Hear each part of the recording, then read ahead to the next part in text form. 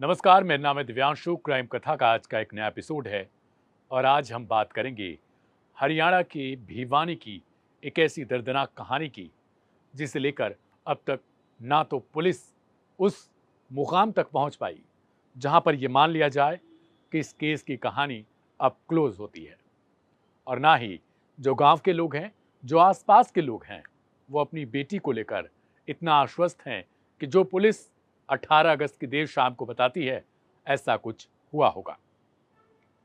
दरअसल मनीषा नाम की एक टीचर जो प्ले ग्रुप के बच्चों को पढ़ाया करती थी, होनहार थी, 11 अगस्त की देर शाम से वो लापता हो जाती है। लक्ष्मण ठाड़ी एक इलाका है, गांव है यहीं से। और उसके बाद जब पिता घर वाले पहुंचते हैं नजदीकी थाने में, तो वहां पर पुलिस गुमशुदगी की रिपोर्ट दर्ज करने से ही साफ तौर पर इनकार कर देती है।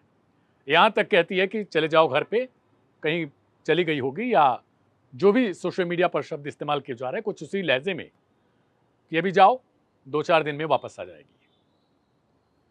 अब ऐसे पुलिस वालों की दिमाग पर, उनकी मानसिक विक्षिप्तता पर कुछ कह नहीं सकते हम, क्योंकि ये हमारे देश के लिए एक आम बात हो चुकी है, आम समस्या हो चुकी है। फिलहाल हम कहानी में आगे बढ़ते हैं। उसके बाद घर वाले तो परेशान रहते हैं। किसी की बहन बेटी, एक लड़की उनके घर की, गुड़िया गायब है। उसके बाद वो लोग परेशान हैं, कुछ कर नहीं पा रहे हैं, खुद खोजते हैं। लेकिन 13 अगस्त को एक ऐसी खबर आ जाती है जो शायद आनी नहीं चाहिए थी। दरअसल एक खेत का मालिक पुलिस वालों को फोन करता है। कॉल पर वो जानकारी देता है कि एक शव उसके खेत में पड़ा हुआ है। पुलिस वाले भाग दौड़ कर पहुंचते हैं और वहां पर पता चलता है कि ये शव तो मनीषा, जो अभी 2 दिन पहले जिसके बारे में गुमशुदगी की रिपोर्ट दर्ज कराई जा रही थी, ये वही लड़की है। लेकिन शव को देखकर हर कोई हैरान था। देखते ही देखते वहां पर भीड़ इकट्ठा हो जाती है। शुरुआत में सबको लगा, न सिर्फ शुरुआत बल्कि अब तक सबको यह है कि उस लड़की के साथ गलत काम हुआ है और यह सामूहिक तौर पर किया गया है, ऐसा आरोप है। और जो शव की स्थिति थी उसे देखकर एक इंसान थर्रा उठता। वो, यानी आप अगर उस शव की स्थिति उस समय देख लेते तो शायद आप चैन से जी नहीं सकते। कुछ इसी तरीके से वो शव उस अवस्था में पड़ा हुआ था। इसके अलावा शरीर के कई अंगों पर बताया जा रहा था कि चोट के निशान है, ये दावा किया जा रहा है। पुलिस आनन फान में सोचती है कि किसी तरीके से वो अंतिम संस्कार करवा दे। यहीं पर सवाल खड़ा होता है कि अंतिम संस्कार कितनी जल्दी क्यों है, जबकि परिवार वाले मांग कर रहे हैं कि सबसे पहले आप इस पूरे मामले की सही से, निष्पक्षता से जांच करिए। पुलिस वालों पर लापरवाही के आरोप लगते हैं क्योंकि शुरुआत में उन्होंने एफआईआर दर्ज कर, गुमशुदगी की रिपोर्ट दर्ज करने से इनकार कर दिया था। 15 अगस्त तक सीएम नायब सैनी की एंट्री होती है। तत्कालीन एसपी को किसी और जगह पर तबादला किया जाता है। एसएचओ समेत 4 से 5 पुलिसकर्मियों को सस्पेंड कर दिया जाता है और उसके बाद मामला आगे बढ़ता है। नायब सैनी की तरफ से कहा जाता है कि दोषियों पर सख्त कार्रवाई होगी। अब उन्होंने दोषियों लफ्ज का इस्तेमाल किया है।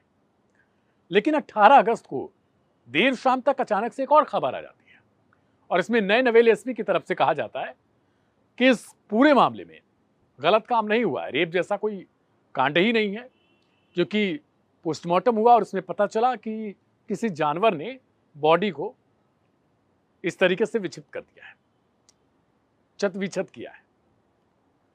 लेकिन सवाल यह खड़ा होता है कि जो बॉडी यानी चेहरे का जो पार्ट है, वो लोग दावा कर रहे हैं कि वो तेजाब से जलाया गया है, क्योंकि सिर्फ जबड़ा दिख रहा है, पूरा चेहरा इतना खराब हो चुका है।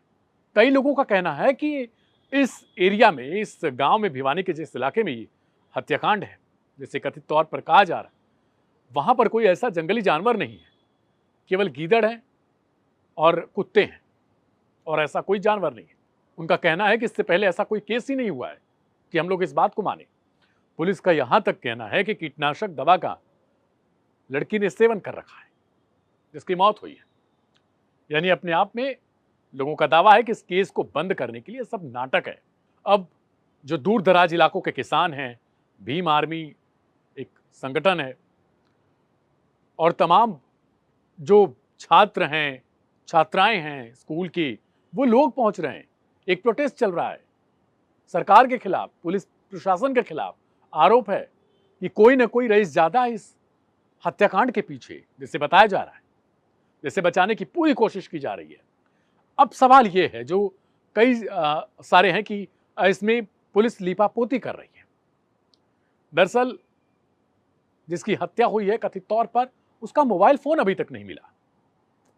सवाल ये, मोबाइल फोन कहां है?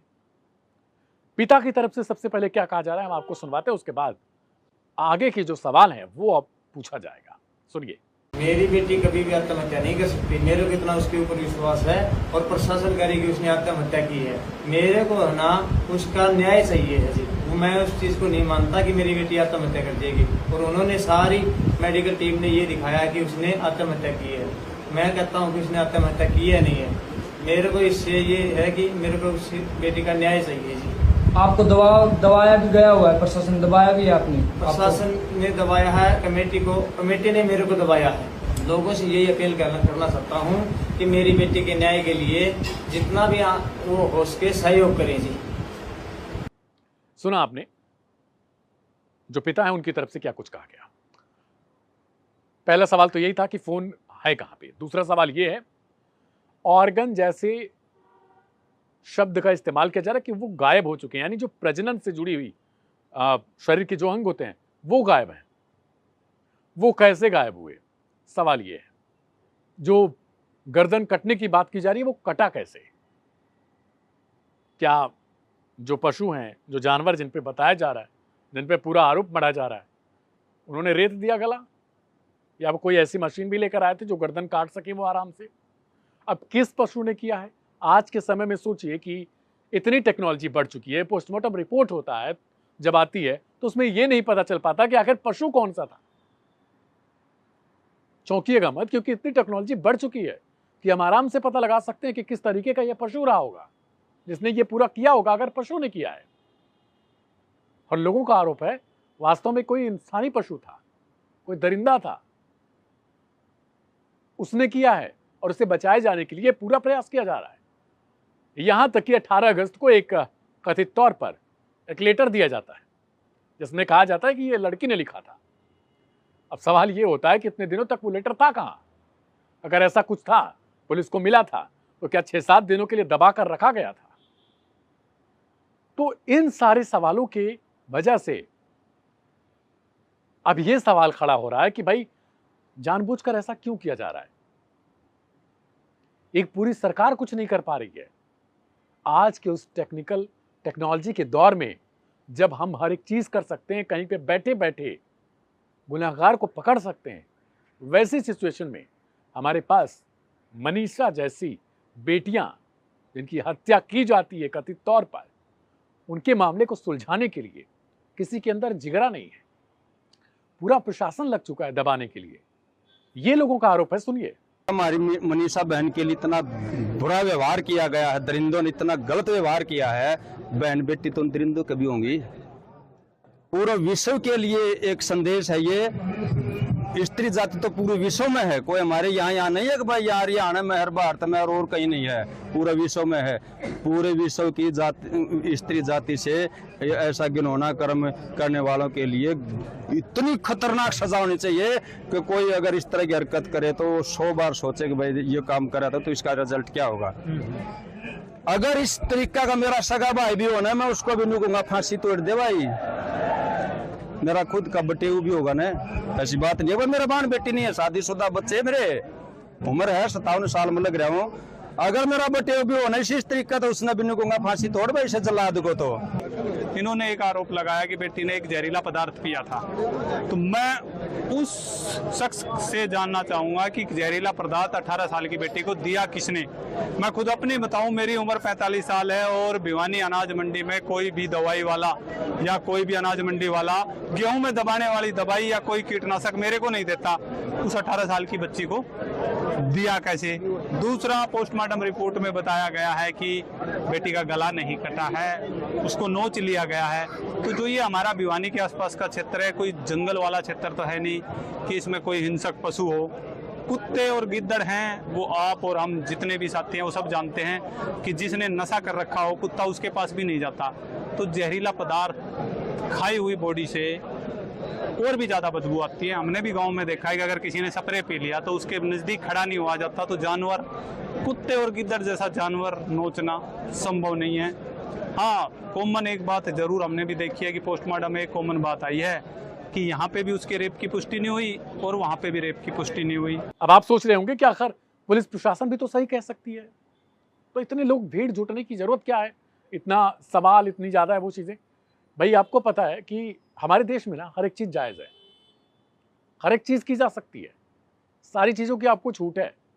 ऐसे बहुत सारे केसेस हुए हैं जिन्हें दबाए जाने की भरपूर कोशिश की गई, उसके बाद जब वो रिपोर्ट आती है तो कोर्ट में ऐसे लोगों को सजा होती है। तो क्यों ना हम इन लोगों पे, ऐसे पुलिसकर्मियों पर, ऐसे दोषियों पर, जो एसपी जिस पर सिर्फ तबादले की कार्रवाई की गई, क्या ये एक हत्याकांड जिसे बताया जा रहा है उसके लिए सिर्फ ये सजा था? वो पुलिसकर्मी जिन्होंने गुमशुदगी की रिपोर्ट नहीं दर्ज की, क्या सिर्फ उन्हें सस्पेंड किया जाना चाहिए?